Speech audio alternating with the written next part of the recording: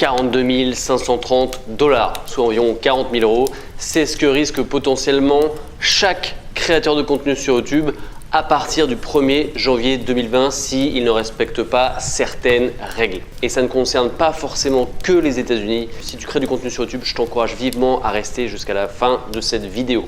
Salut à tous, si tu es nouveau sur cette chaîne, si tu souhaites créer du contenu sur YouTube, croître sur YouTube et monétiser ta chaîne YouTube, ton contenu YouTube, et même pourquoi pas développer un business sur YouTube, n'hésite pas à t'abonner à ma chaîne et à frapper la cloche. Je parle de monétisation YouTube, comment développer son activité sur YouTube.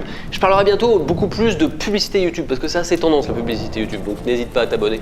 Comme je vous l'avais dit dans une dernière vidéo, YouTube a reçu une amende record de 170 millions $. Donc cette amende a forcé YouTube à prendre des mesures et ces mesures, ça va être impacté directement sur nous, notamment en ce qui concerne le contenu pour enfants sur YouTube. Alors c'est une vidéo assez importante que tout créateur de contenu sur YouTube devrait visionner. Donc n'hésitez pas à partager à toutes les personnes que vous connaissez qui proposent, qui souhaitent faire une chaîne YouTube, qui ont déjà une chaîne YouTube. Ça pourra leur servir. Donc je vous avais dit dans la dernière vidéo que YouTube allait mettre en place certaines mesures pour protéger les enfants. Parce que YouTube, je vous le rappelle, s'est fait taper sur les doigts et donc prévoit la mise en place d'un dispositif tout neuf, tout nouveau, tout frais à partir du 1er janvier 2020, donc c'est demain. Alors avant toute chose, je tiens à signaler que ce n'est pas YouTube directement qui impose ça. Ces nouvelles lois, ça émane de deux entités. Tout d'abord, la COPPA, qui est la Children's Online Privacy Protection Act, donc qui est une entité qui a pour but de défendre l'intérêt des enfants, et la FTC, Federal Trade Commission. En gros, c'est une entité qui gère le commerce aux États-Unis. Et donc YouTube, c'est le premier à subir les conséquences de ces actions, de cette nouvelle règle. Et les deuxièmes mis en cause, les deuxièmes impactés indirectement après YouTube, ce sont nous, les créateurs de contenu. Donc vous avez peut-être déjà reçu un mail de la part de YouTube vous disant de prochainement prendre position sur le contenu de votre chaîne. Et c'est quelque chose qu'il va falloir faire parce que sinon YouTube va le faire lui-même. Donc en gros, YouTube demande à chaque créateur de contenu de cocher une case parmi 3 cases possibles. Premièrement, oui, définir cette chaîne comme conçue pour les enfants. Je ne mets en ligne que des contenus pour les enfants. Deuxièmement, non, ne pas définir cette chaîne comme conçue pour les enfants. Je ne mets jamais en ligne de contenu conçu pour les enfants. Et troisièmement, je veux vérifier ce paramètre pour chaque vidéo. Donc en gros, ça permet à YouTube de se dédouaner. Il te demande de cocher une des cases, c'est toi qui es responsable, tu es censé connaître ton contenu et en gros YouTube se dit voilà, on te file 3 cases, tu te démerdes. Donc les 3 choix que je viens de vous évoquer, c'est premièrement, tu dis que sur toute ta chaîne, il y a du contenu pour enfants.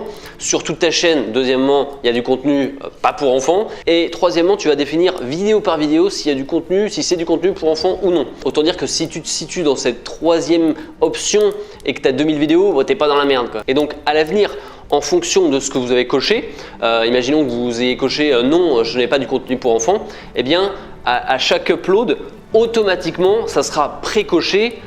Cette vidéo ne contient pas de contenu pour enfants, mais ça sera possible de le changer à l'avenir, bien sûr, à chaque fois que vous uploaderez une vidéo, au cas par cas. Alors intéressant, quels seront les facteurs retenus par les autorités américaines pour dire si telle ou telle chaîne propose du contenu pour enfants? Alors il y a 6 facteurs qui ont été retenus.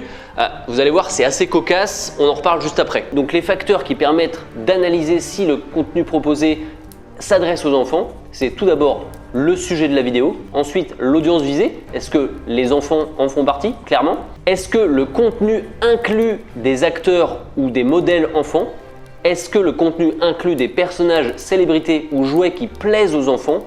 Est-ce que le contenu inclut un langage fait pour que les enfants comprennent? Est-ce que le contenu inclut des activités qui plaisent aux enfants?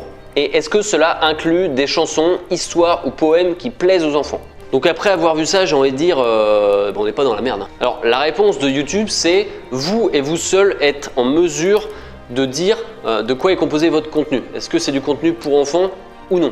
Et là, le mot qui dérange un peu, c'est plaire, le verbe plaire. Qu'est-ce que ça veut dire plaire? Ce qui plaît aux enfants. Par exemple, dans mon cas, au début de ma chaîne, sur peut-être la moitié de mes vidéos, soit environ 50, j'ai fait un générique très court avec une musique d'enfant, une musique vraiment une kit son comme on peut dire, une musique faite pour les enfants. Je trouvais ça assez rigolo sur les pirates. Est-ce que c'est considéré comme du contenu pour enfants, qui peut plaire aux enfants? Est-ce que mon contenu pourrait être un de ces facteurs? Donc c'est extrêmement vague et malheureusement j'ai pas plus d'indications là-dessus à vous donner. YouTube en rajoute une couche, il se fout un peu de notre gueule jusqu'au bout en disant on vous encourage pleinement à contacter un avocat si vous le souhaitez. Donc j'imagine n'importe quel créateur de contenu sur YouTube qui va appeler un avocat et être prêt à claquer 300 balles de l'heure pour répondre à ces questions. Alors un autre sujet important, quel âge a un enfant? C'est quoi un enfant? Ça a quel âge? Alors aux États-Unis, un enfant est considéré comme un individu jusqu'à 13 ans. Donc au-delà de 13 ans, c'est plus un enfant. Bien sûr, ça dépend de chaque pays. Peut-être qu'ici en France, un enfant c'est considéré, je sais pas, jusqu'à 12 ans, jusqu'à 15 ans, jusqu'à 10 ans, c'est difficile.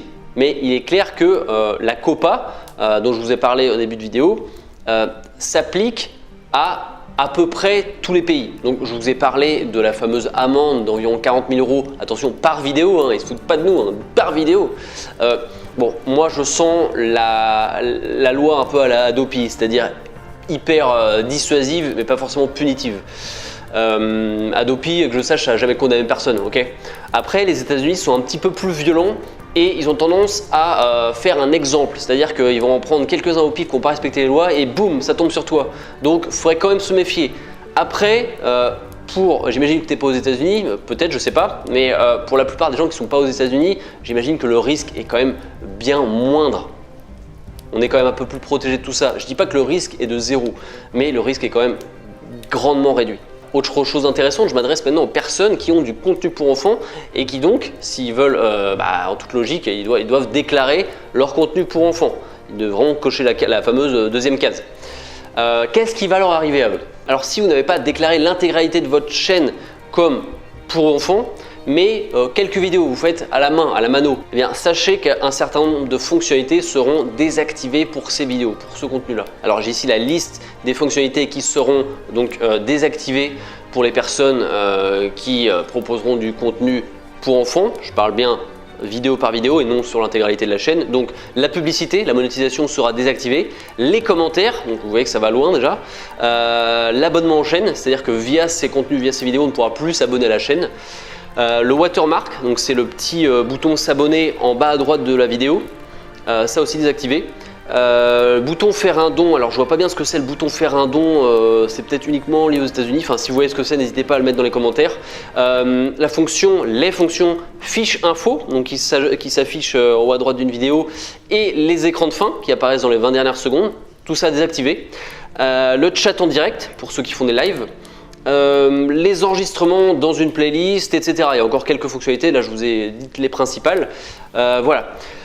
Et pour les personnes qui ont déclaré donc l'intégralité de leur chaîne comme contenu pour enfants, alors non seulement vous n'aurez pas accès à toutes les fonctionnalités que je viens de vous citer, mais en plus vous ne pourrez pas faire de stories, l'onglet communauté sera désactivé, il disparaîtra.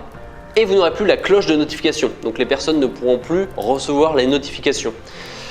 Donc ça fait quand même beaucoup. Voilà, donc je vous ai fait une revue assez large de ce qui va arriver. Si j'ai d'autres infos, j'hésiterai pas à vous les partager. Pour rappel, ça arrive en 2020, au 1er janvier 2020, c'est censé être appliqué. Dès maintenant, surtout pour ceux qui ont du contenu sur lequel ils hésitent un peu, en tout cas sur certaines vidéos, je vous encourage à cocher la troisième case et de faire à la mano. C'est un peu laborieux, surtout si vous avez 2000 vidéos, je vous avoue que ça va être compliqué, mais bon, c'est pour minimiser le risque. Après, pour la plupart des gens, j'imagine que vous savez clairement si vous faites ou non du contenu pour enfants. Si vous faites une chaîne sur les Pokémon ou sur, je sais pas moi, Disney, clairement, a priori, c'est du contenu pour enfants. Voilà, faut pas se leurrer. Si vous faites une chaîne sur Duke Nukem 3D, qui est un des meilleurs jeux de tous les temps, selon moi, c'est pas du contenu pour enfants, c'est un jeu qui est interdit aux moins de 18 ans. D'ailleurs, la plupart, il y a beaucoup de jeux qui sont interdits aux moins de 18 ans maintenant, c'est clairement pas du contenu pour enfants, d'accord. Donc essayez de faire appel à votre bon sens, n'essayez pas d'entuber YouTube, ça sert à rien, entuber YouTube. Faites appel à votre bon sens, c'est le meilleur conseil que je puisse donner et c'est le conseil d'ailleurs qui est donné par les experts américains sur le sujet. Voilà, les petits amis, les pirates, je vous souhaite bon courage dans cette épreuve. C'est pas non plus une catastrophe industrielle. Je vous rappelle que l'intérêt, c'est quand même de protéger les enfants. Voilà, si vous avez peut-être des gosses, vous avez peut-être des neveux, vous avez peut-être des petits cousins qui méritent d'être protégés du contenu qui peut leur être exposé. Je vous laisse, je vous retrouve très bientôt pour une prochaine vidéo avec beaucoup de contenu, beaucoup de valeur. N'hésitez pas à vous abonner, n'hésitez pas à liker cette vidéo, n'hésitez pas à travailler bien, soyez productifs. Ciao!